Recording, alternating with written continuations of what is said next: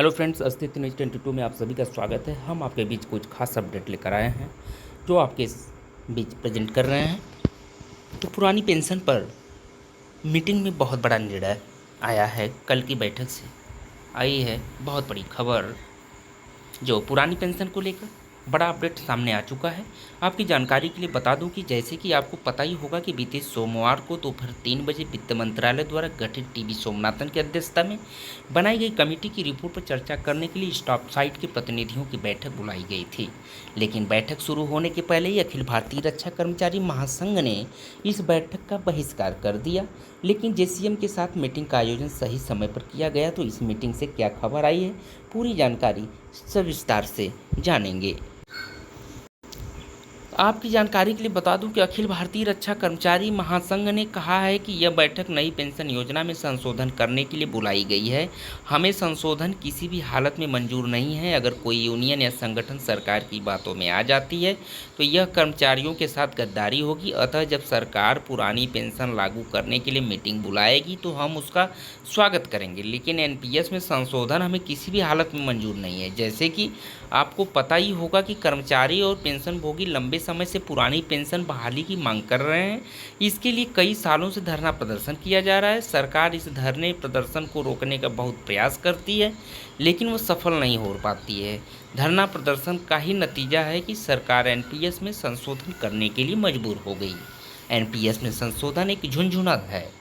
आपको बता दूं कि केंद्र सरकार का हमेशा से यही मानना था कि एनपीएस ही कर्मचारियों के लिए सबसे अच्छा है, लेकिन अच्छा है कि नहीं यह कर्मचारी भली भांति जानते हैं। जो एनपीएस से रिटायर्ड हो रहे हैं उनको मात्र 1,000-2,000 रुपये पेंशन मिल पा रही है। ऐसे में भी अपना गुजारा नहीं हो कर पाते। तो यह कितना अच्छा है यह पेंशनभोगी या कर्मचारी ही भली बात जानते हैं। वैसे में सरकार को पुरानी पेंशन देना पड़ेगा, वह हमें एनपीएस में संशोधन का झुंझुना नहीं थमा सकती। तो बैठक में लिया गया निर्णय मंजूर नहीं।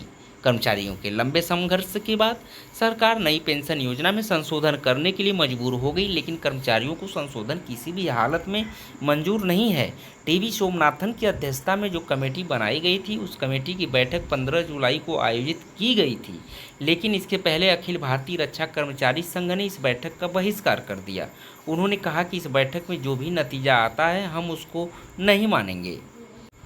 एआईडीआईएफ के सचिव का बयान। अखिल भारतीय कर्मचारी महासंघ का मानना है कि यह बैठक केवल चाय नाश्ते के लिए आयोजित की गई है। इसमें कोई भी निर्णय नहीं लिया जाएगा। अगर निर्णय भी लिया जाएगा तो वह कर्मचारियों के पक्ष में नहीं होगा। अतः कोई भी संगठन सरकार के बहकावे में न आए और अपने विवेक से काम लेकर कर्मचारियों के साथ गद्दारी न करे। एनएमओपीएस के राष्ट्रीय अध्यक्ष का बयान। वहीं पर एनएमओपीएस के राष्ट्रीय अध्यक्ष श्री विजय कुमार बंधु का भी कहना है कि हम पुरानी पेंशन बहाली की मांग कर रहे हैं, हमें किसी भी प्रकार का संशोधन मंजूर नहीं है। एनपीएस एक डस्टबिन है। एनपीएस में कितना भी संशोधन किया जाए उसमें कोई भी फायदा नहीं है। दिल्ली के रामलीला मैदान में हमने जो संघर्ष किया था उसका नतीजा है कि सरकार कर्मचारियों के बारे में सोच रही है, लेकिन हमें पुरानी पेंशन के अलावा कुछ भी मंजूर नहीं है। अगर कोई सरकारी कर्मचारी नेता सरकार के बालों में आ जाती है तो यह 2004 वाली गलती फिर से होगी।